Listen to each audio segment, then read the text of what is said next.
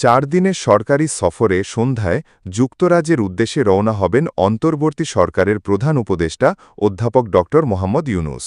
প্রধান উপদেষ্টার উপপ্রেস সচিব আবুল কালাম আজাদ মজুমদার জানিয়েছেন, প্রধান উপদেষ্টা এবং তার সফর সঙ্গীদের বহনকারী এমিরেটস এয়ারলাইন্সের একটি ফ্লাইট সোমবার 9 জুন সন্ধ্যা 7:30 লন্ডনের উদ্দেশ্যে হজরত শাহজালাল আন্তর্জাতিক বিমানবন্দর ত্যাগ করবে।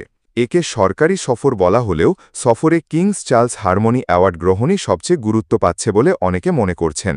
যদিও ঢাকায় পররাষ্ট্র মন্ত্রণালয় ব্রিটিশ প্রধানমন্ত্রীর সাথে একটি দ্বিপাক্ষিক বৈঠকের কথা